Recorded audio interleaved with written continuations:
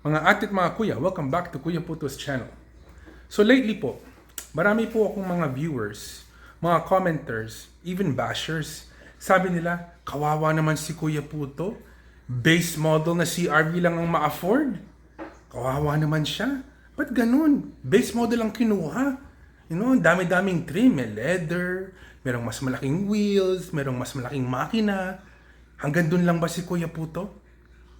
So guys, in this video, yung pong pag-uusapan natin. We've had the CRV for 12 days now, and this is the review.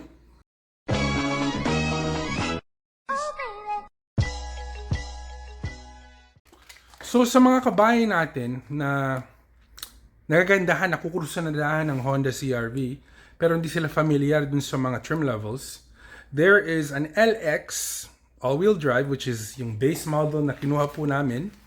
Tapos susunod doon is the Sport. Susunod sa Sport is the EXL. And then after that is the Touring.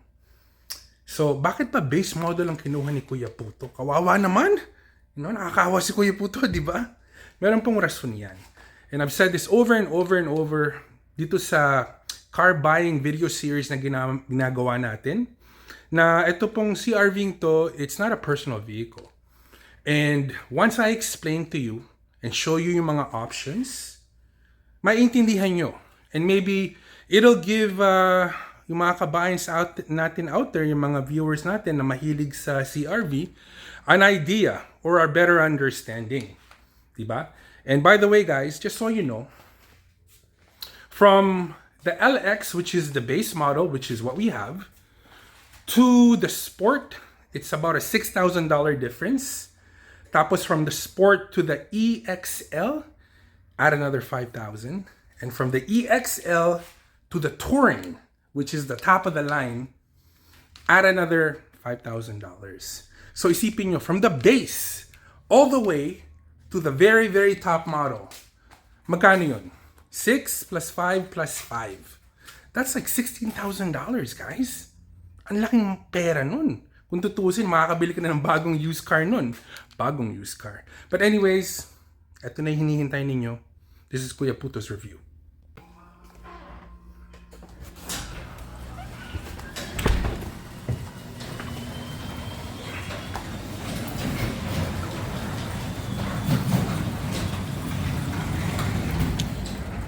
Ayun guys, eto na siya. This is our 2025 Honda CRV LX all-wheel drive. So, pinakaunang manonotice ninyo, pagkakaiba nito kumpara sa ibang CRV or karamihan ng CRV is I negotiated this running board para naman hindi siya masyadong mukhang hubad. Diba? So, it gives it a little bit of a premium look, right? Which, kung tutusin, gusto ko talaga siya. As in, kursunada ko siya. So, what makes this different, Kuya Puto, from the higher trim levels? So, let's start with the gulong. Gulong niya is a 17-inch, 235/65/17 Bridgestones. And, hubcap lang siya. Hindi siya rim, hindi siya mags, as in, steel wheels with a hubcap on top. Ito yung sinasabi ko dun sa video ko, guys. Kita nyo itong mga bolts. China-charge ako ng I think it was over $100 dun sa isang dealership for wheel locks, which I don't need, diba? So ginawa ko, sabi ko sa kanila, huy, itong CRV yung kukunin ko. Wala namang rims eh. They're hubcaps. But lalagyan ko ng wheel locks for over $100.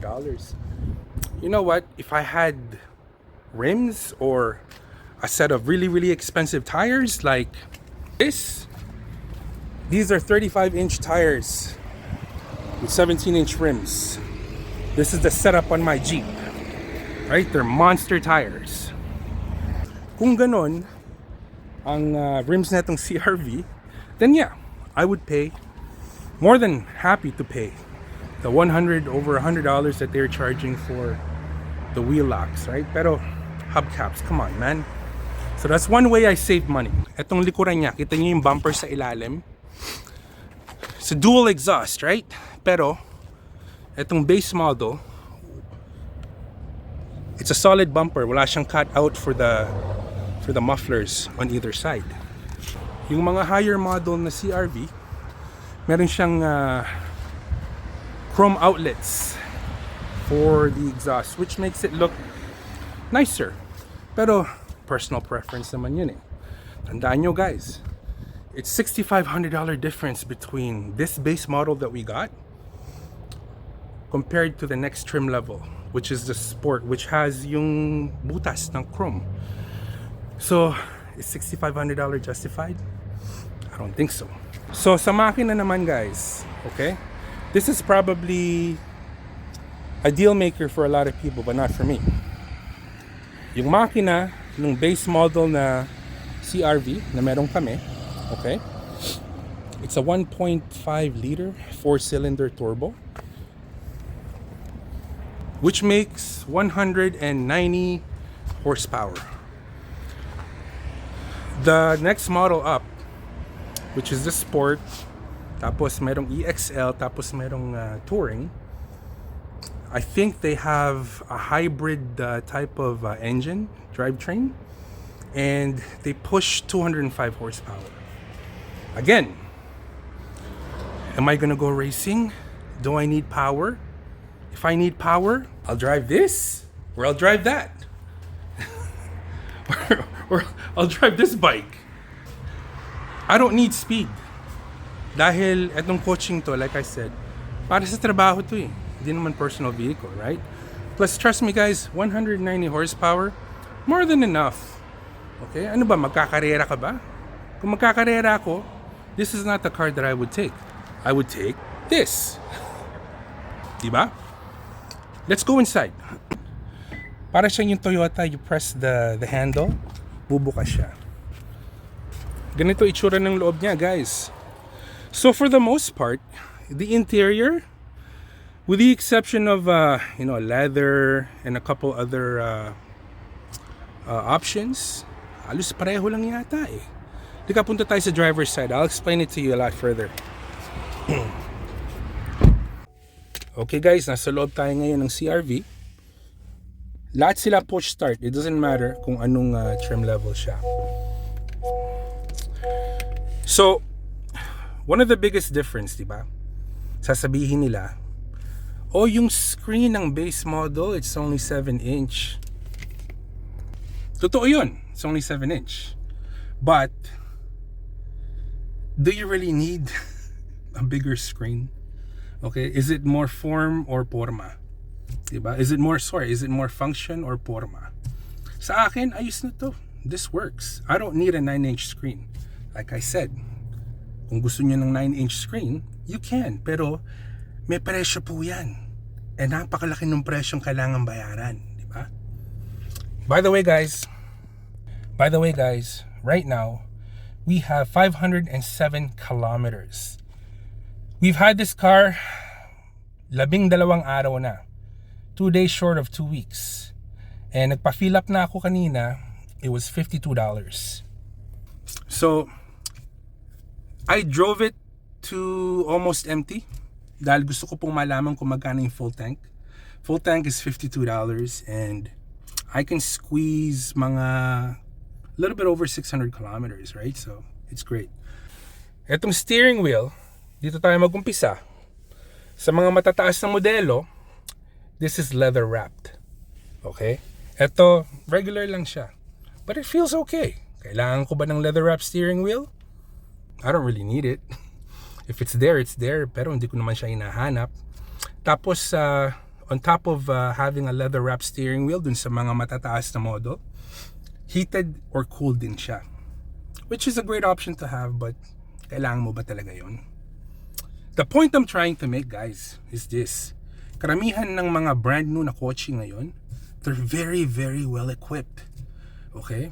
So, you have to think, isipin nyo, kailangan ko ba talaga yung mga options na hindi ko naman siguro gagamitin, or kung gagamitin ko, baka maybe once a year, twice a year, or maybe even never, di ba? Katulad po nung sunroof. Okay, ito pong coaching to, walang sunroof dahil base model siya, right? If you go higher trim, I believe Sport, EXL, or Touring, may mga sunroof po yun. I'll tell you something. We had a Honda Passport 2020 and we had a Toyota Highlander 2023. Pareho po yung may sunroof. And kahit minsan po hindi ko binuksan. Okay? Nasa sa tao po yan. You know, kung mahilig kayo sa sunroof, then pay the extra money. Pero for the purpose that we need this vehicle po, I don't need a sunroof. That's why it's very well justified po na I went with the base model all-wheel drive. So, let's go talk a little bit more about options. So, etong areang to, doon sa mga matataas na trim, this is a charging station. Lalagay niyo po yung telephone niyo dyan and it'll charge it. Wireless charging. I don't need that. I'm good with this compartment, diba? Tapos, oh, by the way, etong button na to, buisit yan. Demonyo yan.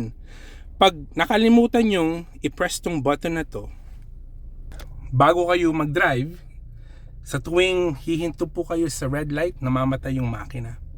It's the dumbest, as in dumbest, addition to any modern car. We had the same thing doon sa Highlander, tapos, tsaka doon sa Passport namin. I hated it. But, you know, this is what they come with now, yung mga bagong kotse, di ba? So ano pa ba? Oh yeah, etong mga upuan guys. So we just have fabric. Fabric lang. You know, it's neat. Nothing wrong with it. It's great. Di ba? Yung mga higher trim level, may mga leather yan. Maganda ba yung leather, Kuya Puto? Di ba? Parang gwapo yon. I have leather interiors in my sports cars. And I'll tell you one thing. Sure, magandang tignan. It feels good on the body. Pero, sa winter, it's like sitting on a block of ice. Sa summer naman, para ka nakaupo sa impyerno. Totoo yan. So, do I really need it for a work vehicle? No, I don't. I'm happy with this. And wala pong power seats to. These are all manual. And I tell you this, I actually prefer the manual seats. Kahit dun sa mga sports cars ko, I prefer the manual seats, even though they don't have manual seats. Reason being, long time ago, yung dad ko po, hiniram yung kotse ko minsan. And my dad is a little bit smaller than I am, right? So, he pushed the seat all the way to the front. Nasira yung motor nung power seats. And it got stuck in that driving position that is good for my dad's size, but not good for me. And that cost close to $1,000 to fix. Ito manual, I'm good with that. And speaking of the seats also, manual, di ba? Walang power. Yung mga higher trim levels, guys, meron po silang mga air-conditioned seats and heated seats. Ito merong heated seats din to. So I was really happy with that, you know. That's the heated seat option. For a base model, not bad, right? And I guess, if I'm not mistaken, yung mga higher models po, the Sport, EXL, and the Touring, they have like dual climate zone for like the AC and the heater. You know, yung mga tao sa likod, they have their own controls and, you know, they can set it kung anong temperature gusto nila.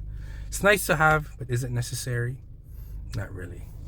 So, the point I'm trying to make, guys, mga, and I'll repeat, karamihan ng mga bagong modelong kotse ngayon, kahit base model, they're very, very well equipped. Okay? I highly suggest, pick and choose very wisely. Because every time na tataas po kayo ng trim level, medyo kamahalan. Like I said, from this base model to the Sport, it's about $6,000. And from the Sport to the EXL, it's another $5,000. And from the EXL to the Touring, it's another $5,000. That's a lot of money. Every single jump, diba? Is it worth it? Okay? You always have to ask yourself, is it worth it? So, marami pong tumatawa, pinagtatawanan si Kuya Puto. Sabi, sobra kang kuripot? Yun lang ang afford mo? You know? Meron pong rason kung bakit ito pinili namin. Pinaka-importante, all-wheel drive siya. Because, you know, sa negosyo ni Mrs., we'll be driving this all year round, di ba? And the last thing you want is to get stuck in the snow. Number 2, it's brand new. Okay? Walang problema, walang sakit ng ulo. Kung magkaroon ng sakit ng ulo, tawagan ko yung dealership. Hey, pick up your car, fix it, give me a loaner. Done. Right? So to me, those are very, very important. Tatanong nyo, if this was a personal car, Kuya Puto, would you opt for something a little bit better? Maybe. Pero sa purpose na kailangan namin tong coaching to, sa purpose na gagamitin namin tong coaching to, this is perfect. I can't ask for anything more. So before I forget, wala nga pala tong lane change assist yung sa screen. Normal lang. Tapos yung the two front windows, driver side, passenger side, wala po siyang tint. But that's easy to fix. So by the way guys, bago ko makalimutan, kahit po base model to, meron equip po siya ng Apple CarPlay and Android Auto. And on top of those two things, which is very useful and importante para sa purpose namin, it also comes with a remote start. Napaka-importante po nun sa winter. Kaya nung narinig ko na ganun yung mga options na meron tong base model na to, like I said, yung mga importante sa akin, it's brand new, it's all-wheel drive, it's got Android Auto, tapos it's got remote start. I couldn't really justify adding an extra 6,000, 10,000, or even 15,000 to get the other options na hindi naman namin kailangan, right? So basically, sinasabi po ni Kuya Puto ganito, kung naghahanap kayo ng bagong kotse, pag-aralan ninyong mabuti kung magkano yung price jump from one trim to the next trim. And pag-aaralan nyo po kung talagang kailangan nyo, kung talagang necessity, yung mga options na bibigay sa'yo by jumping a trim level up, right? Like the sunroof, you know? Kailangan nyo ba ng sunroof? Kailangan nyo ba ng manibelang umiinit tsaka lumalamig? Kailangan nyo ba yung lane assist, yung camera pag nagto-turn kayo, nag-change kayo ng lanes? It's good to have, but you know what? A lot of it is unnecessary. Marami magsasabi, oh, because, you know, yung mga safety features, mga ganun, mga ganito, mga ganun, mga ganito. Man, I guarantee you guys, karamihan po ng Pilipino, and I understand this because I'm one of them, right? Meron din akong sakit sa kotse. It's just the satisfaction of knowing or having to tell people na meron kayong option na ganun sa kotse ninyo. And kung tutusin, more than likely, baka hindi nyo naman magamit di ba? So, yeah, to save money, guys, do your research. Make sure na you pick the trim level that works for you. You pick the trim level that's within budget. You pick the trim level that's most useful. And kung di nyo kailangan, huwag nyo kunin. Sayang lang ang pera.